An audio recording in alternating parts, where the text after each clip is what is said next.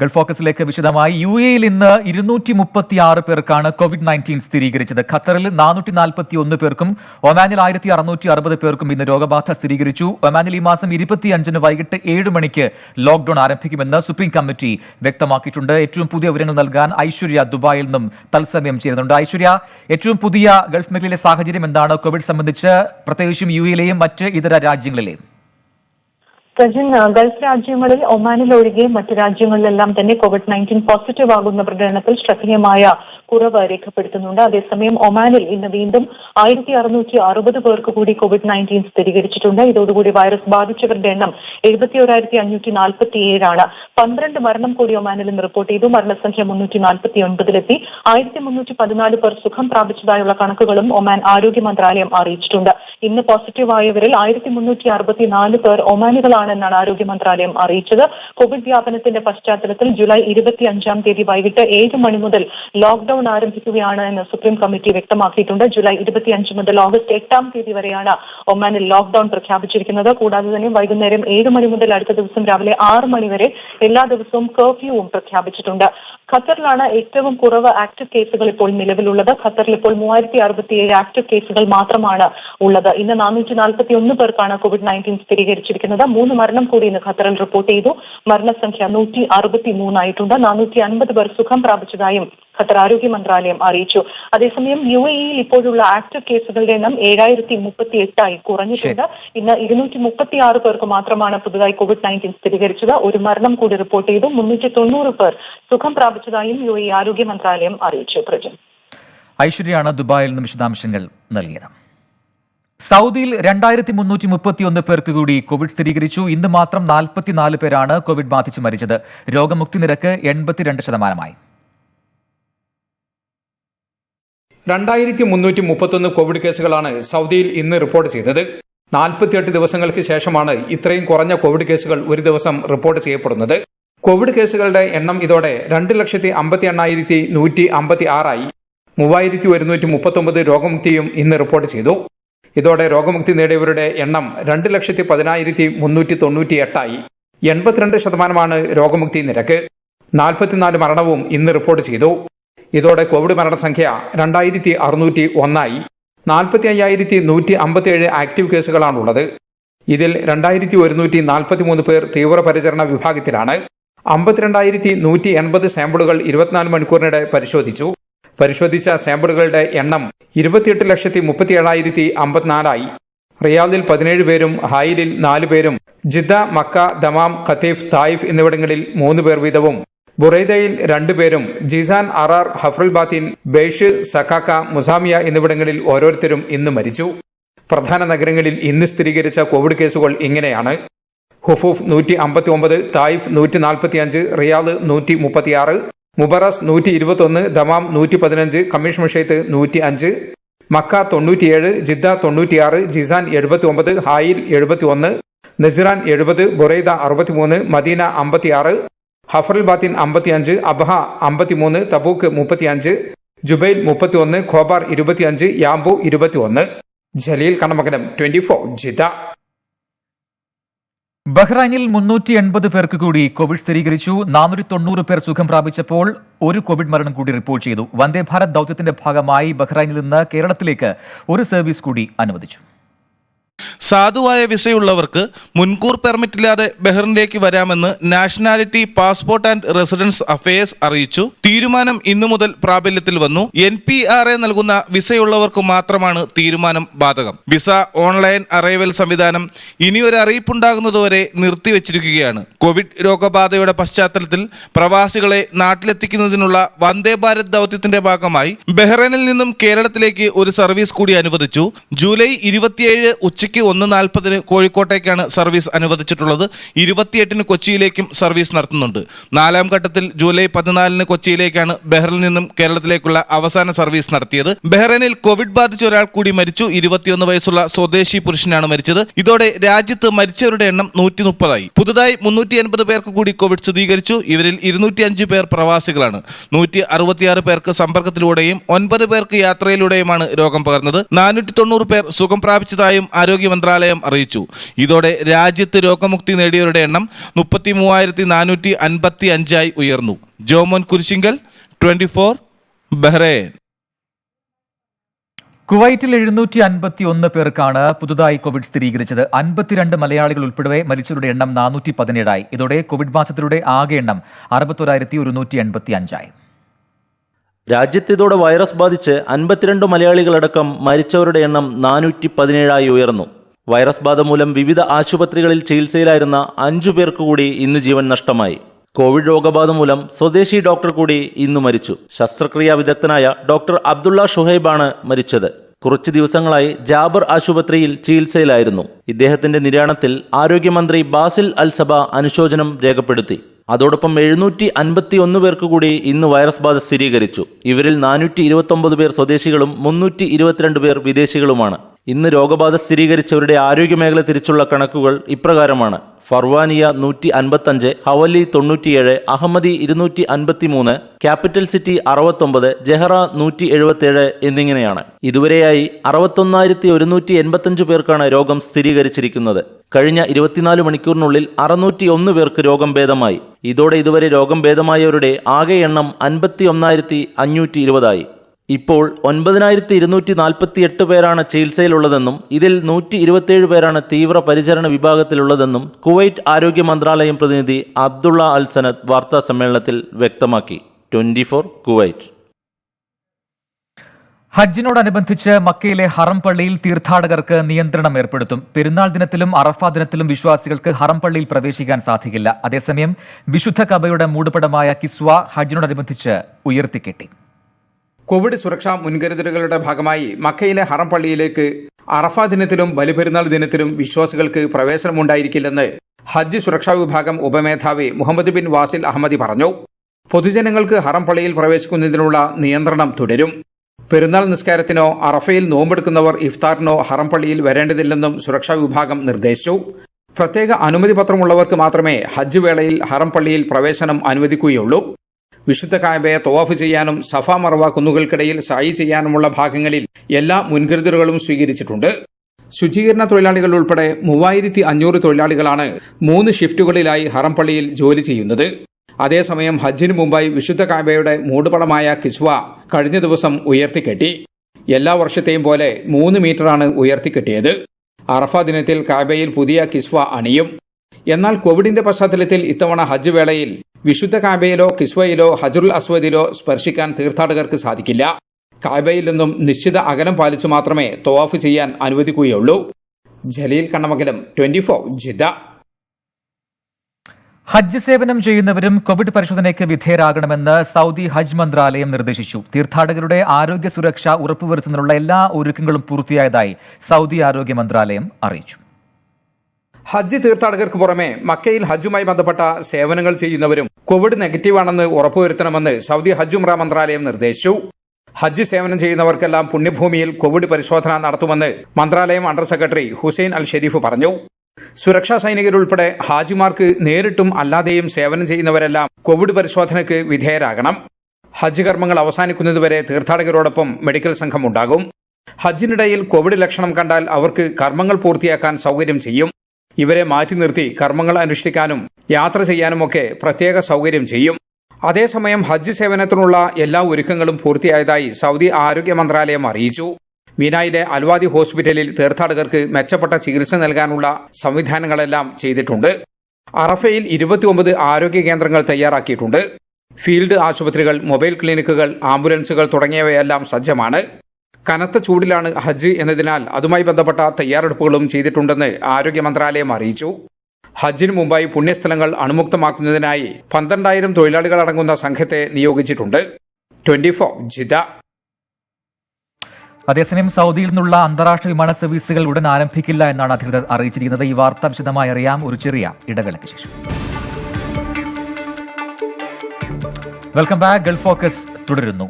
സൗദിയിൽ അന്താരാഷ്ട്ര വിമാന സർവീസുകൾ ഉടൻ പുനരാരംഭിക്കുമെന്ന പ്രചാരണം നിഷേധിച്ച് അധികൃതർ നിലവിലെ സാഹചര്യം വിശദമായി പഠിച്ചതിനു ശേഷം മാത്രമേ ഇത് സംബന്ധമായ തീരുമാനം എടുക്കുകയുള്ളൂവെന്ന് സിവിൽ ഏവിയേഷൻ അറിയിച്ചു. സൗദിയിൽ അന്താരാഷ്ട്ര വിമാന സർവീസുകൾ ഉടൻ പുനരാരംഭിക്കുമെന്ന പ്രചാരണങ്ങൾ Saudi general authority of civil aviation തള്ളി. അന്താരാഷ്ട്ര വിമാന സർവീസുകൾ പുനരാരംഭിക്കാൻ ഇതുവരെ തീരുമാനിച്ചിട്ടില്ല. നിലവിലുള്ള സാഹചര്യം വിലയിരുത്തി ബന്ധപ്പെട്ട വകുപ്പുകളാണ് ഇതു സംബന്ധമായ തീരുമാനമെടുക്കേണ്ടത്. ഇത്തരം വിവരങ്ങൾ ഔദ്യോഗിക വൃത്തങ്ങളിൽ നിന്ന് മാത്രമേ എടുക്കാവൂ എന്നും അതോറിറ്റി അറിയിച്ചു. കഴിഞ്ഞ ദിവസം general authority of civil aviation സംഘടിപ്പിച്ച വിർച്വൽ സിമ്പോസിയത്തിന് ശേഷമാണ് വിമാന സർവീസുകൾ പുനരാരംഭിക്കുന്നു എന്ന രീതിയിൽ പ്രചാരണം നടന്നത്. കോവിഡ് വ്യാപനത്തെ തുടർന്ന് കഴിഞ്ഞ മാർച്ച് മാസത്തിലാണ് സൗദിയിൽ നിന്നുള്ള അന്താരാഷ്ട്ര വിമാന സർവീസുകൾ നിർത്തിവെച്ചത്. എന്നാൽ ആഭ്യന്തര വിമാന സർവീസുകൾ കഴിഞ്ഞ മാസം പുനരാരംഭിച്ചിരുന്നു. ജലീൽ കണ്ണമംഗലം, 24 ജിദ്ദ. മാർച്ച് 1 മുൻപ് വിസ കാലാവധി കഴിഞ്ഞവർ സ്വന്തം രാജ്യത്തേക്ക് മടങ്ങിപ്പോകാനുള്ള അവസരം പ്രയോജനപ്പെടുത്തണമെന്ന് യുഎഇയിലെ ഇന്ത്യൻ എംബസി. പിഴ കൂടാതെ മടങ്ങിപ്പോകാനുള്ള അവസരമാണ് യുഎഇ നൽകിയിരിക്കുന്നത്. മാർച്ച് 1 മുൻപ് വിസ കാലാവധി കഴിഞ്ഞവർക്കും താമസ നിയമലംഘകർക്കും പിഴ കൂടാതെ രാജ്യം വിടാനുള്ള അവസരമാണ് യുഎഇ നൽകിയിരിക്കുന്നത്. പിഴ കൂടാതെ ഓഗസ്റ്റ് 17 മുൻപ് സ്വന്തം രാജ്യത്തേക്ക് മടങ്ങിപ്പോകാം. പൊതുമാപ്പിന് സമാനമായ ആനുകൂല്യമാണ് യുഎഇ ഇപ്പോൾ പ്രഖ്യാപിച്ചിരിക്കുന്നത്. ഈ ഇളവ് താമസ നിയമലംഘകർ ഉപയോഗപ്പെടുത്തണമെന്ന് ഇന്ത്യൻ എംബസി ഇന്ന് അറിയിച്ചു. പിഴ ഇളവ് പ്രയോജനപ്പെടുത്തി രാജ്യം വിടാൻ ആഗ്രഹിക്കുന്നവർ പാസ്പോർട്ടിന്റെ കോപ്പിയും വിശദാംശങ്ങളും അടക്കം അപേക്ഷ നൽകണമെന്നും എംബസി അറിയിച്ചു. ഇതോടൊപ്പം നിശ്ചിത ഫോമിൽ വിശദാംശങ്ങൾ പൂരിപ്പിച്ചു നൽകണം. ഇതിനായുള്ള അപേക്ഷാ ഫോമും എംബസി പുറത്തിറക്കിയിട്ടുണ്ട്. അബുദാബിയിലുള്ളവർ ca.abudabi@mea.gov.in എന്ന ഇമെയിൽ ഐഡിയിലും ദുബായിലും വടക്കൻ എമിറേറ്റിലും ഉള്ളവർ cons2.dubai@mea.gov.in എന്ന വിലാസത്തിലുമാണ് ബന്ധപ്പെടേണ്ടത്. നാട്ടിലേക്ക് പോകുന്നതിന് 7 ദിവസം മുൻപാണ് അപേക്ഷ നൽകേണ്ടത്. അധികൃതരിൽ നിന്നും അനുമതി ലഭിക്കുന്നതിനായി 5 ദിവസമെങ്കിലും എടുക്കുമെന്നും എംബസി അറിയിക്കുന്നു. പാസ്പോർട്ട് ഇല്ലാത്തവർ എംബസിയിലോ കോൺസുലേറ്റിലോ നേരിട്ടെത്തണം. ഓഗസ്റ്റ് 17 ശേഷവും രാജ്യത്ത് നിയമലംഘകരായി തുടരുന്നവർ കനത്ത പിഴ നൽകേണ്ടി വരുമെന്നും അധികൃതർ ഓർമ്മിപ്പിക്കുന്നു. ഐശ്വര്യ, 24 ദുബായ്. സൗദിയിലെ സ്വകാര്യ ഫാർമസികളിൽ 20% സ്വദേശീവൽക്കരണം പ്രാബല്യത്തിൽ വന്നു. ഘട്ടം ഘട്ടമായി 50% സ്വദേശീവൽക്കരണം നടപ്പിലാക്കുന്നതിന്റെ ഭാഗമായാണ് നടപടിയെന്ന് മനുഷ്യവിഭവശേഷി സാമൂഹിക വികസനകാര്യ മന്ത്രാലയം അറിയിച്ചു. ഫാർമസി ബിരുദം നേടിയ നിരവധി സ്വദേശികൾ തൊഴിൽ രഹിതരായി രാജ്യത്ത് കഴിയുന്നുണ്ട്. ഇവർക്ക് തൊഴിൽ കണ്ടെത്തുന്നതിന് ഘട്ടം ഘട്ടമായി ഫാർമസികളിൽ 50% സ്വദേശീവൽക്കരണം നടപ്പിലാക്കും. ഇതിന്റെ ഒന്നാം ഘട്ടത്തിൽ 20% സ്വദേശീവൽക്കരണം നടപ്പിലാക്കാൻ കഴിഞ്ഞ വർഷം ഫെബ്രുവരിയിൽ തീരുമാനിച്ചിരുന്നു. കഴിഞ്ഞ വർഷത്തെ കണക്കുപ്രകാരം സ്വകാര്യ മേഖലയിൽ ജോലി ചെയ്യുന്ന സ്വദേശി ഫാർമസിസ്റ്റുകളുടെ എണ്ണം 13%. 5-ൽ കൂടുതൽ ഫാർമസിസ്റ്റുകൾ ജോലി ചെയ്യുന്ന സ്ഥാപനങ്ങൾക്ക് ഇന്നു മുതൽ 20% സ്വദേശീവൽക്കരണം നിർബന്ധമാണ്. 30% സ്വദേശീവൽക്കരണം ലക്ഷ്യം വയ്ക്കുന്ന രണ്ടാം ഘട്ടം അടുത്ത വർഷം ജൂലൈ 11 നിലവിൽ വരും. അതേസമയം സ്വകാര്യ മേഖലയിൽ ജോലി ചെയ്യുന്ന സ്വദേശി ഫാർമസിസ്റ്റുകളുടെ എണ്ണം വർദ്ധിച്ചിട്ടുണ്ട്. കഴിഞ്ഞ വർഷത്തെ അപേക്ഷിച്ച് 60% സ്വദേശി പൗരന്മാർക്ക് സ്വകാര്യ ഫാർമസിയിൽ ജോലി നേടാൻ കഴിഞ്ഞു. സൗദി കമ്മീഷൻ ഫോർ ഹെൽത്ത് സ്പെഷ്യാലിറ്റീസിൽ രജിസ്റ്റർ ചെയ്ത 24,000 ഫാർമസിസ്റ്റുകളാണ് സ്വകാര്യ മേഖലയിൽ ജോലി ചെയ്യുന്നത്. മലയാളികൾ ഉൾപ്പെടെ 100 കണക്കിന് വിദേശികൾ ഫാർമസിസ്റ്റുകളായി ജോലി ചെയ്യുന്നുണ്ട്. 2019 1179 സ്വദേശി ഫാർമസിസ്റ്റുകൾക്ക് പുതുതായി തൊഴിൽ കണ്ടെത്താൻ കഴിഞ്ഞതായും മന്ത്രാലയം അറിയിച്ചു. നസ്രുദ്ദീൻ വിജയ്, 24 റിയാദ്. സ്വർണ്ണക്കടത്ത് കേസ് പ്രതി ഫൈസൽ ഫരീദിന്റെ മലയാള സിനിമാ മേഖലയിലെ സാന്നിധ്യത്തിന് കൂടുതൽ തെളിവുകൾ പുറത്ത്. ഗോഡ്സ് ഓൺ കൺട്രി എന്ന മലയാള ചിത്രത്തിൽ ഫൈസൽ ഫരീദ് അഭിനയിച്ചിട്ടുണ്ട്. ജൂനിയർ ആർട്ടിസ്റ്റായാണ് ഫൈസൽ ഫരീദ് എത്തിയതെന്ന് ചിത്രത്തിന്റെ നിർമ്മാതാവ് ഹസീബ് ഹനീഫ് 24 വെളിപ്പെടുത്തി. സ്വർണ്ണക്കള്ളക്കടത്ത് കേസിലെ മുഖ്യപ്രതി ഫൈസൽ ഫരീദ് 4 മലയാള സിനിമകൾക്ക് വേണ്ടി പണം ചിലവഴിച്ചതായി അന്വേഷണ ഏജൻസികൾ കണ്ടെത്തിയിരുന്നു.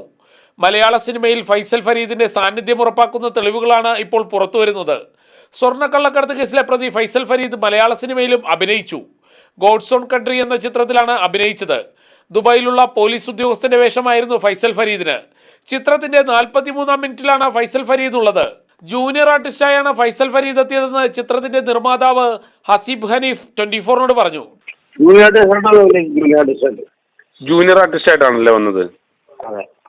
അത് അന്ന് അവിടെ ആരോ അവിടെ കോർഡിനേറ്റർ ഉണ്ടായി. അത് ഇങ്ങനെ അഭിനയിക്കാൻ വേണ്ടി 50 കൊടുത്ത് ഞാൻ പോയി. ഫഹദ് ഫാസിൽ നായകനായ ചിത്രമാണ് ഗോഡ്സ് ഓൺ കൺട്രി.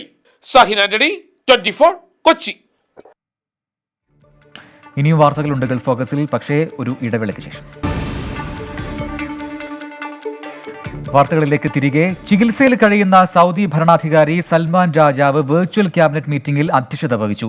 പിത്താശയ വീക്കത്തെ തുടർന്ന് 2 ദിവസം മുൻപാണ് രാജാവിനെ കിങ് ഫൈസൽ സ്പെഷ്യലിസ്റ്റ് ആശുപത്രിയിൽ പ്രവേശിപ്പിച്ചത്. രാജാവിന്റെ ആരോഗ്യനില തൃപ്തികരമാണെന്ന് ആശുപത്രി അധികൃതർ അറിയിച്ചു. ആശുപത്രിയിൽ പ്രത്യേകം തയ്യാറാക്കിയ ഓഫീസിലിരുന്നാണ് പ്രതിവാര മന്ത്രിസഭാ യോഗത്തിൽ സൽമാൻ രാജാവ് അധ്യക്ഷത വഹിച്ചത്. ഇതിന്റെ ദൃശ്യങ്ങൾ സൗദി പ്രസ് ഏജൻസിയാണ് പുറത്തുവിട്ടത്. കോവിഡിന്റെ പശ്ചാത്തലത്തിൽ മാസങ്ങളായി വിർച്വൽ മന്ത്രിസഭാ യോഗമാണ് സൗദിയിൽ നടക്കുന്നത്. ഹജ്ജ് തീർത്ഥാടനത്തിന് ദിവസങ്ങൾ മാത്രം അവശേഷിച്ചിരിക്കെ ഒരുക്കങ്ങൾ മന്ത്രിസഭാ യോഗം വിശകലനം ചെയ്തു. കോവിഡ് വൈറസ് വ്യാപനം രാജ്യത്ത് കുറഞ്ഞുവരികയാണ്. ആരോഗ്യ മന്ത്രാലയവും വിവിധ സർക്കാർ ഏജൻസികളും കോവിഡിനെതിരെ സ്വീകരിച്ച നടപടികളും യോഗം വിലയിരുത്തി. കിരീടാവകാശിയും പ്രതിരോധ മന്ത്രിയുമായ പ്രിൻസ് മുഹമ്മദ് ബിൻ സൽമാൻ ഉൾപ്പെടെ മുഴുവൻ ക്യാബിനറ്റ് മന്ത്രിമാരും മന്ത്രിസഭാ യോഗത്തിൽ പങ്കെടുത്തു. വിവിധ രാജ്യങ്ങളുമായി ഉഭയകക്ഷി കരാർ ഒപ്പുവെക്കുന്നതിനുള്ള നടപടിക്രമങ്ങൾ, ചർച്ചകൾ എന്നിവ പൂർത്തിയാക്കുന്നതിന് മന്ത്രിമാരെ മന്ത്രിസഭാ യോഗം ചുമതലപ്പെടുത്തി. നസ്രുദ്ദീൻ വിജയ്, 24, റിയാദ്. കുവൈത്ത് അമീറിനെ വിദഗ്ധ ചികിത്സയ്ക്കായി നാളെ അമേരിക്കയിലേക്ക് കൊണ്ടുപോകും. 91 വയസ്സുള്ള അമീറിനെ കഴിഞ്ഞയാഴ്ച ശസ്ത്രക്രിയയ്ക്ക് വിധേയനാക്കിയിരുന്നു. വിദഗ്ധ ഡോക്ടർമാരുടെ ഉപദേശത്തെ തുടർന്നാണ് തീരുമാനം. അമീരി ദിവാൻ കാര്യമന്ത്രി ഷെയ്ഖ് അലി അൽ ജറ ആണ് ഇക്കാര്യം അറിയിച്ചത്. കോവിഡ് ബാധിച്ച് കുവൈറ്റിലെ ശസ്ത്രക്രിയാ വിദഗ്ധനായ ഡോക്ടർ അബ്ദുള്ള ഷുഹൈബ് മരിച്ചു. ജാബർ ആശുപത്രിയിൽ ചികിത്സയിലായിരുന്നു. രാജ്യത്ത് രോഗബാധയെ തുടർന്ന് മരിക്കുന്ന ആദ്യത്തെ ഡോക്ടറാണ് ഇദ്ദേഹം. ഡോക്ടർ അബ്ദുള്ള ഷുഹൈബിന്റെ നിര്യാണത്തിൽ ആരോഗ്യമന്ത്രി ബാസിൽ അൽസബ അനുശോചനം രേഖപ്പെടുത്തി. ബലിപെരുന്നാളിന് യുഎയിലെ സർക്കാർ മേഖലയ്ക്ക് 4 ദിവസത്തെ അവധി. ഈ മാസം 30 മുതൽ ഓഗസ്റ്റ് 2 വരെയാണ് അവധിയെന്ന് federal authority for government human resource അറിയിച്ചു. സ്വകാര്യ മേഖലയിലെ ജീവനക്കാരും ഓഗസ്റ്റ് 3 തിരികെ ജോലിയിൽ പ്രവേശിപ്പിക്കണമെന്നും നിർദ്ദേശമുണ്ട്. അക്കാഫ് കലാമേളയുടെ ലോഗോ അനാച്ഛാദനം ദുബായിൽ വെച്ച് നടന്നു. സിനിമാ നിർമ്മാതാവ് വേണു കുന്നപ്പിള്ളി, അക്കാഫ് ബ്രാൻഡ് അംബാസിഡറും സിനിമാ താരവുമായ മിഥുൻ രമേശിന് ലോഗോയുടെ മാതൃക നൽകിയാണ് ലോഗോ അനാച്ഛാദനം ചെയ്തത്. UAE ഗവൺമെന്റിന്റെ കോവിഡ് പ്രതിരോധ നടപടികൾക്ക് ഐക്യദാർഢ്യം പ്രഖ്യാപിച്ചുകൊണ്ടാണ് അക്കാഫ് ഓൺലൈൻ കലാമേള സംഘടിപ്പിക്കുന്നത്. കോവിഡ് പശ്ചാത്തലത്തിൽ കുവൈറ്റിലെ വിദ്യാർത്ഥികൾക്കായി എയിംസ് കുവൈറ്റ് സംഘടിപ്പിച്ച ഓൺലൈൻ കലോത്സവം അവസാന ഘട്ടത്തിലേക്ക്. 1000-ഓളം കുട്ടികളിൽ നിന്ന് 210 കുട്ടികളാണ് ഫൈനൽ മത്സരങ്ങളിലേക്ക് യോഗ്യത നേടിയത്. കുവൈറ്റിലെ 6 ഗവർണറേറ്റുകളിലാണ് പ്രാഥമിക സെലക്ഷൻ നടന്നത്. ഓൺലൈൻ പ്ലാറ്റ്ഫോമിൽ സ്കൂൾ കലോത്സവങ്ങളുടെ മാതൃകയിലാണ് കലോത്സവം സംഘടിപ്പിക്കുന്നത്.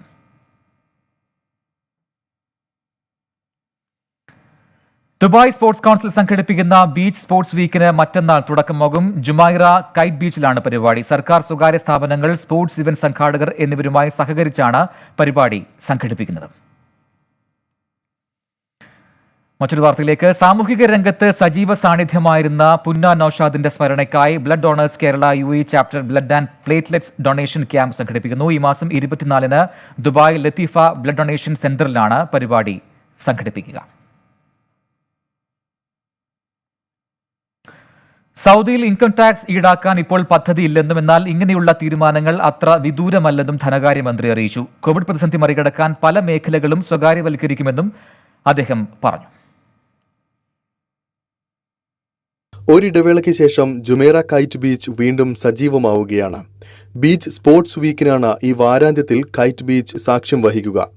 കോവിഡ് പശ്ചാത്തലത്തിൽ ആരോഗ്യ സുരക്ഷാ മാനദണ്ഡങ്ങൾ മറ്റൊരു വാർത്തയാണ് ഇപ്പോൾ നൽകിയത്.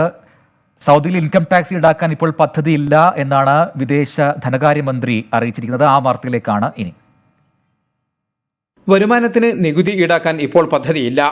ഇത്തരം തീരുമാനങ്ങളെടുക്കാൻ വിപുലമായ തയ്യാറെടുപ്പുകൾ ആവശ്യമാണ്. സൗദി ധനകാര്യമന്ത്രി മുഹമ്മദ് അൽ ജദാൻ പറഞ്ഞു. ഇൻകം ടാക്സ് ഈടാക്കുന്നത് ഉൾപ്പെടെയുള്ള കാര്യങ്ങൾ പഠനവിധേയമാക്കുമെന്ന് മന്ത്രി സൂചന നൽകി. ഒരു കാര്യവും അത്ര വിദൂരമല്ല എന്നാണ് ധനകാര്യമന്ത്രിയെ ഉദ്ധരിച്ചുകൊണ്ട് റോയിട്ടേഴ്സ് റിപ്പോർട്ട് ചെയ്തത്. കോവിഡ് പ്രതിസന്ധി മറികടക്കാൻ പല പദ്ധതികളും ആസൂത്രണം ചെയ്യുന്നുണ്ട്. ആരോഗ്യമേഖല, വിദ്യാഭ്യാസ മേഖല തുടങ്ങി പല മേഖലകളിലും കൂടുതൽ സ്വകാര്യവൽക്കരണം നടപ്പിലാക്കുന്നതിനെക്കുറിച്ച് പഠിച്ചു വരികയാണ്. നേരത്തെ സ്വകാര്യവൽക്കരിക്കാത്ത പല മേഖലകളും സ്വകാര്യവൽക്കരിക്കും. സ്വകാര്യവൽക്കരണത്തിലൂടെ അടുത്ത 4-5 വർഷത്തിനിടയിൽ $50 ബില്യൺ വരുമാനമാണ് പ്രതീക്ഷിക്കുന്നത്.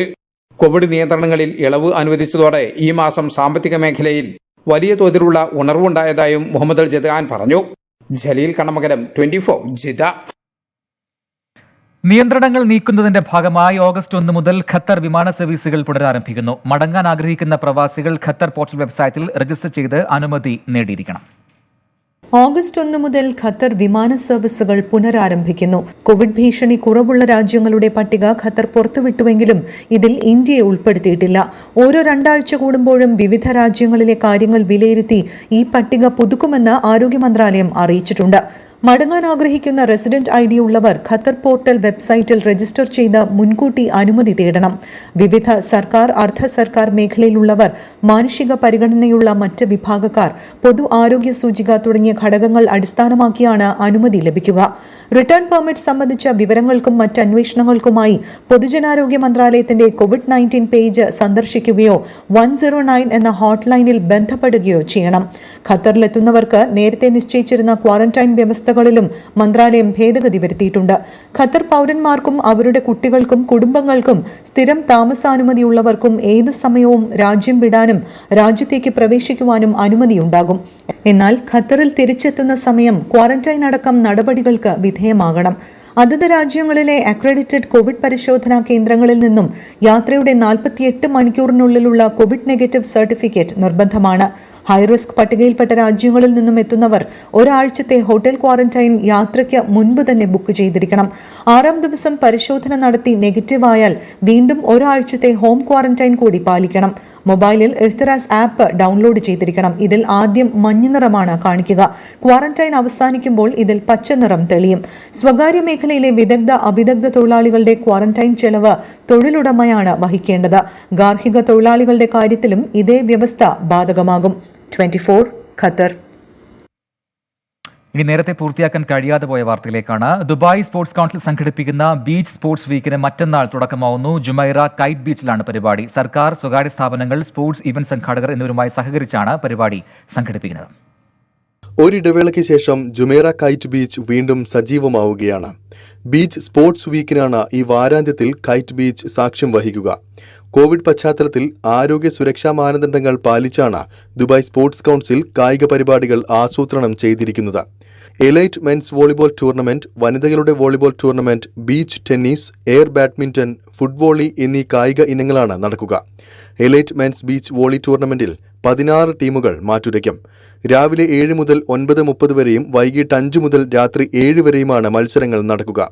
കൂടാതെ വെള്ളി, ശനി ദിവസങ്ങളിലായാണ് ബീച്ച് ടെന്നീസ് നടക്കുക. മലയാളികളടക്കമുള്ള UAE കായിക പ്രേമികൾ ആവേശത്തോടെയാണ് പരിപാടിയെ സ്വീകരിക്കുന്നത്. UAE ആക്റ്റീവ് കമ്മ്യൂണിറ്റി സ്മാഷേഴ്സ് എന്ന ബാഡ്മിന്റൺ ഗ്രൂപ്പിലെ ഒരു മെമ്പറാണ്. ദുബായ് സ്പോർട്സ് കൗൺസിൽ ഈ ആഴ്ച നടത്തുന്ന ബീച്ച് സ്പോർട്സ് ടൂർണമെന്റ്, അതിലെ എയർ ബാഡ്മിന്റൺ ടൂർണമെന്റിൽ ഞങ്ങൾ എല്ലാവരും പാർട്ടിസിപ്പേറ്റ് ചെയ്യുന്നുണ്ട്. ടീമിലുള്ള എല്ലാവരും ഭയങ്കര എക്സൈറ്റഡ് ആണ്. 2.5 മാസക്കാലത്തോളം കോവിഡ് പശ്ചാത്തലത്തിൽ ഇവിടെ കോർട്ടുകൾക്ക് മൂടിയിരിക്കുകയായിരുന്നു. ഇതുപോലെ പല സർപ്രൈസുമായി എപ്പോഴും ദുബായ് സ്പോർട്സ് കൗൺസിൽ വരാറുണ്ട്. ദുബായ് സ്പോർട്സ് കൗൺസിലിന് ഞങ്ങളുടെ ഒരു big thanks and salute. Covid തീർത്ത ആശങ്കകളെ ധൈര്യമായി നേരിട്ട് COVID-19-നെതിരെ ആരോഗ്യ പ്രതിരോധ സംവിധാനങ്ങളും സുരക്ഷാ മാനദണ്ഡങ്ങളും ശക്തമാക്കി സാധാരണ നിലയിലേക്ക് മടങ്ങുകയാണ് ഈ നഗരം. അരുൺ പാറട്ട്, 24 ദുബായ്. ഇതോടെ ഇന്നത്തെ ഗൾഫ് ഫോക്കസ് പൂർത്തിയാവുന്നു. കൂടുതൽ ഗൾഫ് വാർത്തകളുമായി നാളെ ഇതേ സമയം. ശുഭരാത്രി.